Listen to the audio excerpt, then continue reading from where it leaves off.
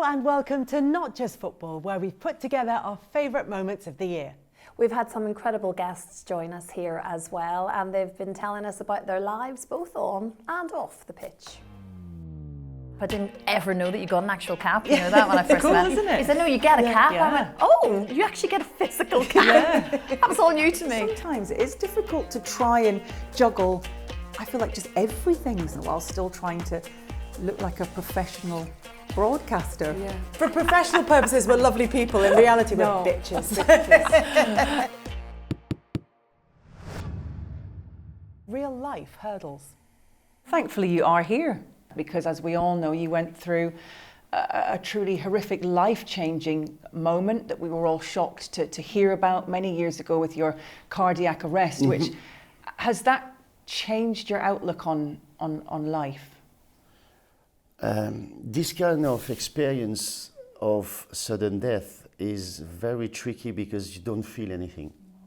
You don't have any warnings or any signal, you have pain somewhere. No, you just, like, you go to the electric switchboard and the main one, you switch it off and you fall down and you're dead. Because you've been playing a match, obviously, Yeah. that it was a charity match. Yeah. You scored a goal, in fact, hadn't you? Yeah, it was brilliant. Exactly. So when you say life it was a great game. It was a great game. Life was incredibly Yeah. normal, and like you say, it's just that switch moment where everything changes, and it changed for 8 minutes, wasn't it? It happened. Everyone was. They thought I was joking. I was kidding, scoring and falling and stay on the. But when it turned me over, I mean, they saw my face and I was, purple and swallow my tongue. They called up the ambulance and the firefighters, and they said, what should we do? And they said, well, just concentrate on the performing a CPR. The rest is irrelevant. Forget about the tongue, forget about everything. We need to irrigate the brain. And then they did that for 8-10 minutes. So it's a long time for someone who is performing a CPR. And after 8-10 minutes, some people arrived. And she shocked me 3 times with a defibrillator, and nothing happened. And she turned over to my friends and they said, well, your friend is dead. And my friend said, no, you carry on. David, it's impossible, look at him. And then she shocked me a 4th time and a 5th time, and a 5th time she said, well, I have a heartbeat. So the helicopter took me to the clinic in Monaco, because I go to Monaco, the clinic. Well, where else would you go? Where else would you go? And then they put something in my blood to make me sleep for a few hours. And apparently half an hour later, just half an hour, I was sitting on the side of the bed, telling anyone, what am I doing here? I don't remember that at all. Anything, it's just out of my mind. And then they operate me at 4 bypass on my chest, and a huge injury, massive one, and it's a miracle. Well, first of all, the surgeon came and he said, just David, just to tell you that it's a miracle. You need to realize that. You have been very lucky, because of your strength and everything, but there's something else. I work on your pipes, on your coronaries and arteries, everything is fine, but you have something inside that is different. And for me, I can't explain that. But the 4 nurses, when I left, they came to me and they were crying. And I looked at her and I said, you cry because I leave you? and they said, no, we need to tell you something. I said, okay, I'm listening. They said, well, when we were next to the table, while you've been, the surgeon was operating you, we feel like a force pushing us away from the table. So I felt this, and I looked at the other one, and I said, do you feel that? And he said, yes. It's like they were pushing off the table, by something, but no hands, nothing, like a. And and they were crying because there was the first experience of that. Some of them have been there for 10, 15 years, and it's everyday operation like that. And they said, we never encountered such things. And they said, well, we can't explain that, but it was really special because it was like we've been just forced to not be there, go away. So can you explain that? I know when I was growing up, it was, it wasn't something that girls did, especially not in that way, in the sense of, not in terms of playing football on the street, but girls getting involved in that, even in the playgrounds and stuff. I wasn't allowed. I wasn't allowed. I was banned at primary school from playing football. So, I was sports captain in primary school. I was in the netball team. I was house captain. But if they caught me playing football in the playground, I would get told off. Well, even just in playtime? Yeah, just not allowed in playtime. It wasn't a girls' sport. So, obviously my feral nature, I would get told off. I'd go and stand and look forlorn, and then as soon as the teacher had gone back round the corner to tell somebody else off about something, I'd be straight back on. For me, songwriting came because an incident happened to me when I was younger, when I was 18 actually as well. A lot of stuff happened in my life at 18. A lot of I was jumped and attacked and I had my jaw broken and first knew what depression was, first knew what anxiety was. I lost he was like my best friend, but my cousin who was the same age as me, so he died in a car crash. So a lot of stuff was going on, heavy stuff was happening. And I couldn't communicate, couldn't leave my house. My mum and dad were trying to get it out of me, but I didn't want to speak to them. I didn't want to speak to anybody. Tried doing therapy. I was like, why am I speaking to someone I don't know about what's going on in my head? I couldn't communicate in that way. I do now, but I couldn't communicate in that way. And obviously I'd done a bit of the singing.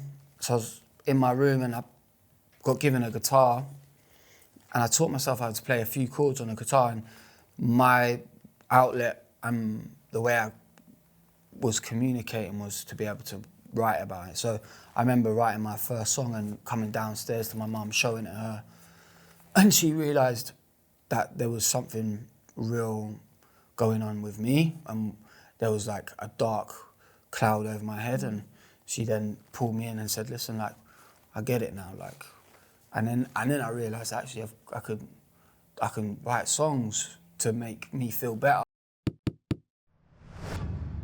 Just talk me through your experience in lockdown Yeah. when you were diagnosed with breast cancer at probably a time when everyone was completely isolated, and you actually more than most people. Yeah, no, it was, so I was 29, October 2020, with no family history, just found a lump. And, again, I'm always really grateful for sport and the club Arsenal at the time, because you're around full-time doctors, right? You're around people and you can kind of be like, what's this? This feels out of the norm. So I remember specifically going in and asking the doctor to kind of feel it and what she thought, and she referred me on straight away.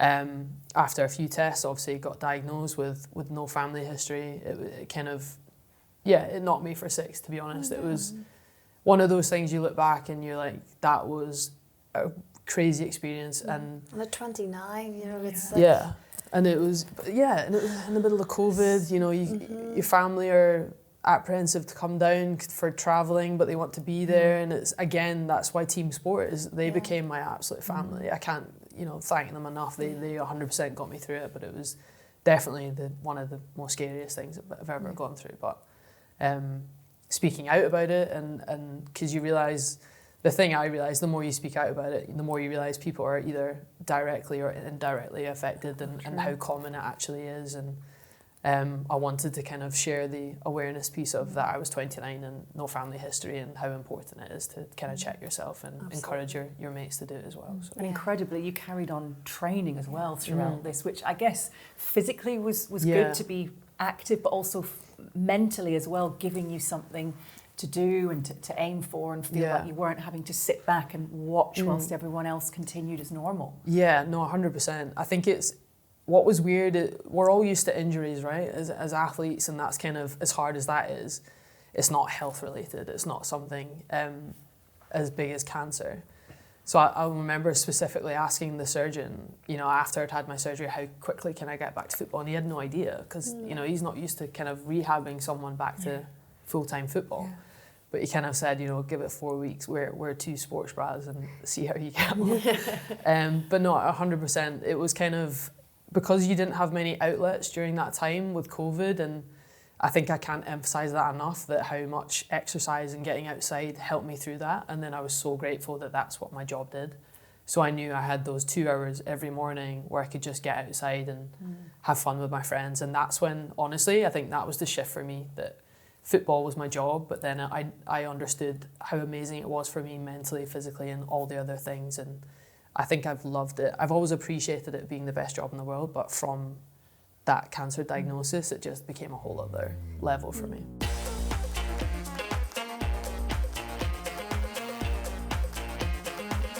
Mums, redefining the rules. I was pregnant with these twins, as it turned out, and I managed to get a gig where a very sweet guy who wrote football match reports for The Guardian allowed me to shadow him. And then I wrote some match reports of those matches, and I sent them to the The Times, and the Times said, okay, you can do some match reports for us.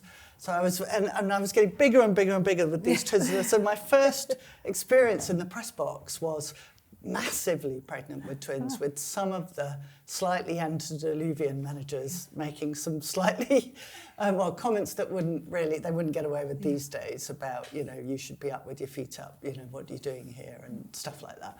But, and there weren't very many women doing that then.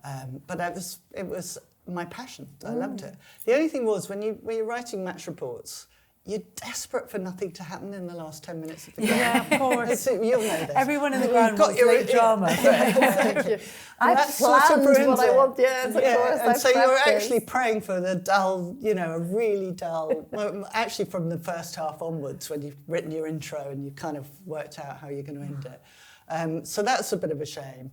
And of course, I don't know, I have to be careful what I say in present company, but generally footballers are not that friendly. And I'd grown up thinking they're my idols. They're very serious, and obviously, and they're also kind of fated human beings, and everyone hangs on their every word. So you turn from, I was fangirl to trying to get a quote off them.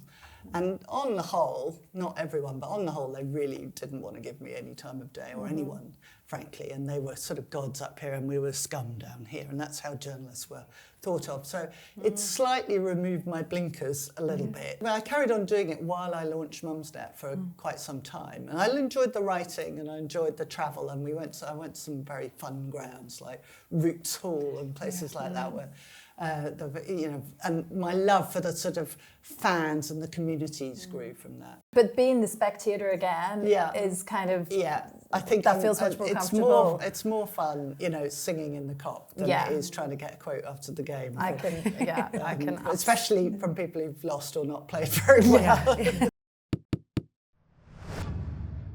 Did you ever find, and I remember people saying to me when I was off on maternity leave, are you going to go back to work? I'm like, well, that's a really stupid, of course I'm going to go back to work. I need to earn money, but even if I didn't need to earn the money, that's my career, that's what I love. Did you ever find yourself in a position where, she just become a mum now and it doesn't really matter anymore? And actually weird, like you say about having children a bit older, which I did as well. I remember thinking I definitely want to go back. Of course I did. And I'm trying to think how long it was before I did go back, but I do remember still loving the baby bubble, and I think it was because I was older and had a great 20s, 30s, was fantastic. I did all my partying and all the bits. I was actually really quite content and happy to have this time, because I never had it before, really, where you were kind of allowed to stay in and you had a very valid reason to with this newborn. And so for me, I was very happy to do that. And I went back, I think I was about 7 months, Patricia was. But I was only going back one day at that stage. Okay. And like, you know, you're in at 7:30 and you're home for 2 o'clock, 2:30. So it wasn't even a full day. So, but that, again, that's a privilege.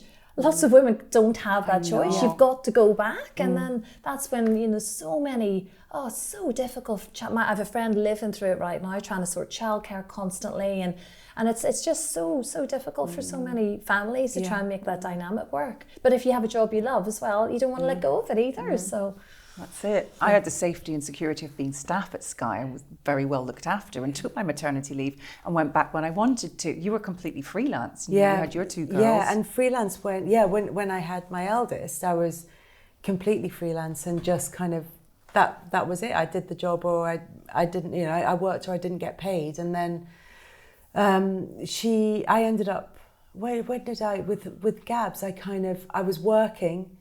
And then afterwards, it was the start of a new season, and so I just wasn't working again after that for a little while. And then I waited for another job to come up. And then with my second, I learned my lesson because I didn't have a child in mid-season. I had my second at the beginning of June, and then was back in for the start of the next season, so mid-August. But it was a day a week. It was a half day a week, just like a couple of hours a week and a few hours a week. And then, but again, you know, it was about keeping my hand in as a freelancer as much as anything else. But also, like Christine says, I was lucky I had that choice. You know, I was lucky, one, that I was able to work that little just to be able to keep my hand in, and 2, that there was a job available that would allow me to be able to do that. It wasn't like, we want you back full time. No, you either come in and do 5 full days or not at all.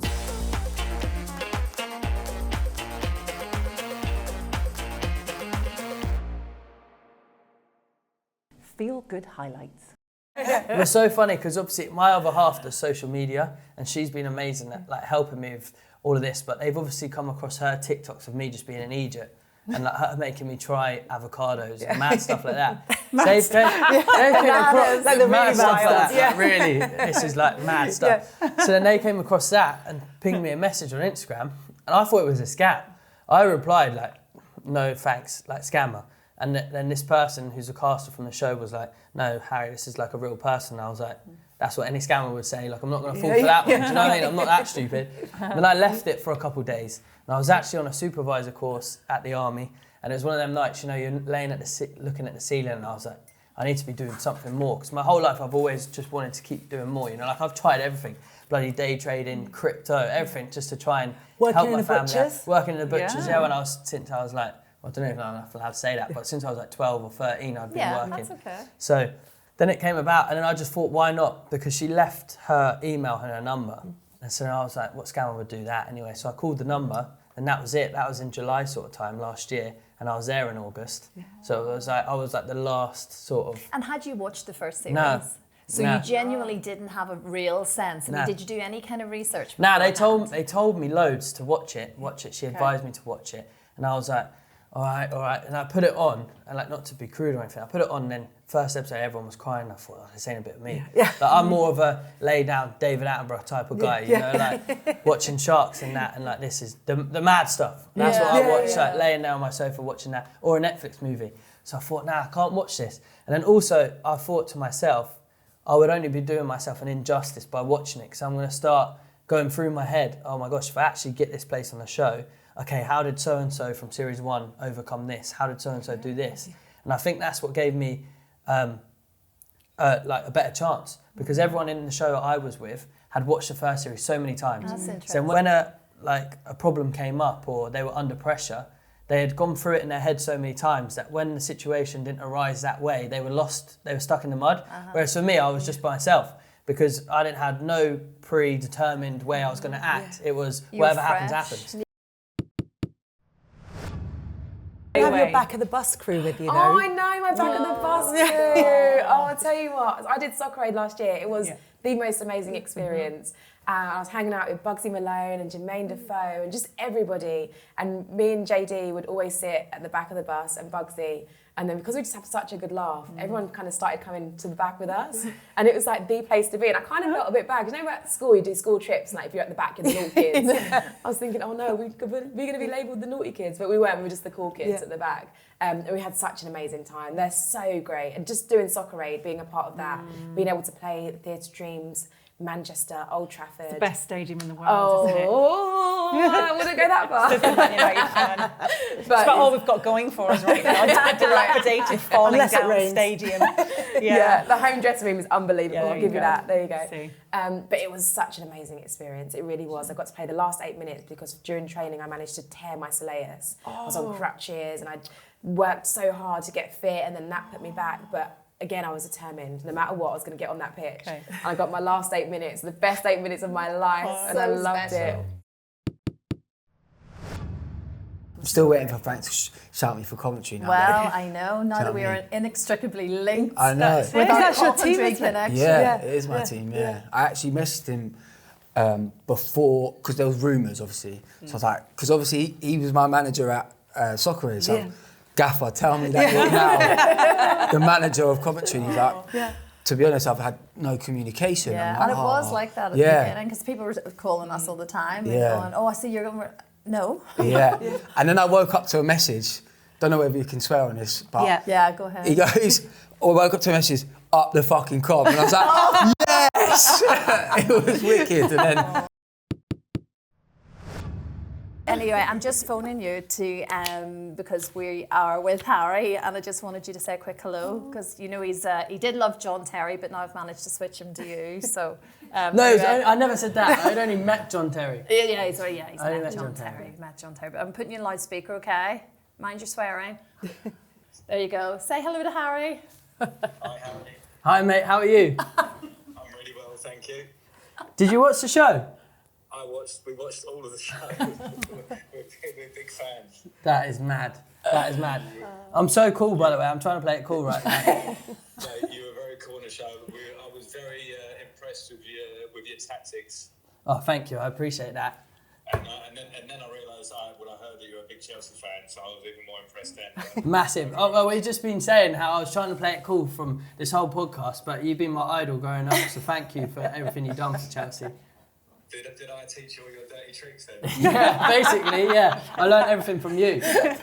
Tell him your mum said he was your role model. My mum made me actually follow in your footsteps, kind of, because when you did the football, you still did like your school stuff and things like that, because you're actually really smart, aren't you?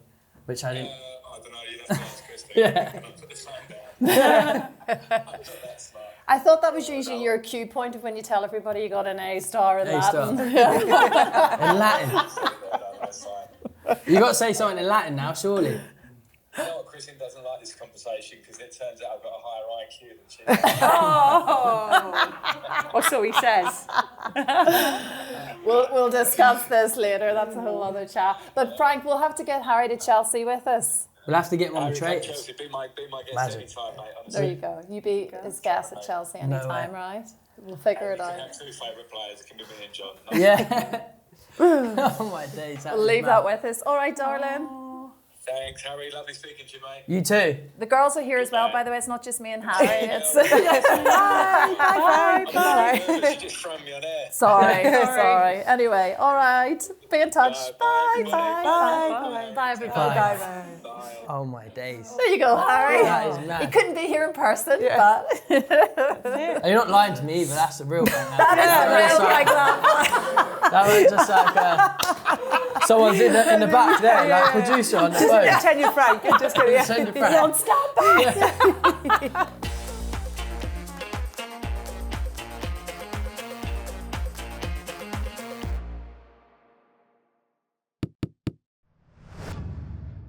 Thank you for joining us on Not Just Football this last year. There have been moments that have made us laugh, cry and cheer. Here's to many more in 2025. Don't forget to subscribe.